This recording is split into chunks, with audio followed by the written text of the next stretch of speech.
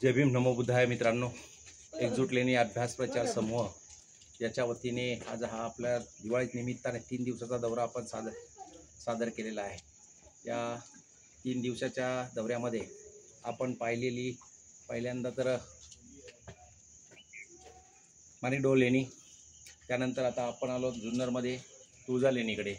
ज्या वेळेला गेल्या वर्षी एकजूट लेणी अभ्यास प्रचार समूहाने इकडे कार्यशाळा घेतलेली, त्या कार्यशाळेला मधमाशांचा हल्ला झालेला आणि त्या हल्ल्याच्या नंतर ज्या वेळेला आम्ही पुरातत्वाच्या यांना रिक्वेस्ट केली होती की साहेब पुढच्या वेळेला जर असं काही इंजरी वगैरे होत असेल तर त्याच्यासाठी तुम्ही जबाबदार असाल, तर त्यांनी त्या वेळेला पुढे काम चालू होणार आहे असं आश्वासन दिलेलं आहे आणि खरोखर त्यांनी हे काम करून चांगल्या पद्धतीने हे केलेलं आहे। त्याबद्दल या पुरातत्व खात्याचं खरोखर अभिनंदन मानावं असं काम केलेलं आहे त्यांनी।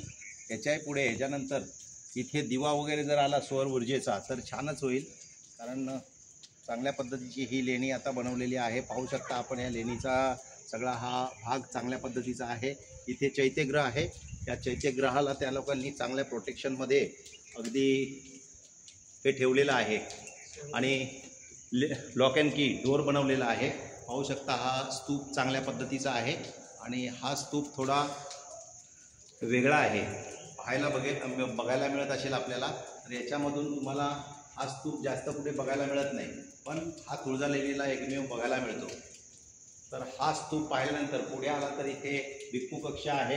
या भिक्खू कक्षावरती थोडंसं अतिक्रमण आहे, पण याच्या पुढे जर गेला तर शून्यगार झालेले आहेत सगळे भिक्खू कक्ष आहेत। हे पाहू शकता आपण, चांगल्या पद्धतीने त्यांनी रॅलिंग वगैरे लावलेली आहे आणि ह्या रॅलिंगचा उपयोग खूप छानपैकी होईल।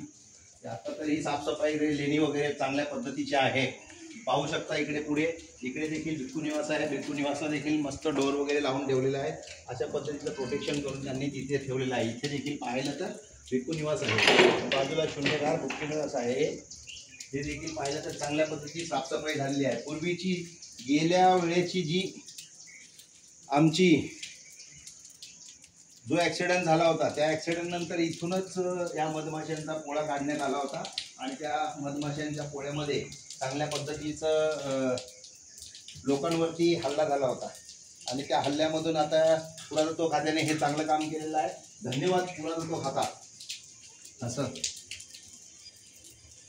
ती पुढे लेणी दाखवा, छानपैकी बनवलेली आहे। आता ओढी आणि पोडी देखील चांगल्या पद्धतीने साफसफाई केलेली आहे, चांगलं पाणी आहे।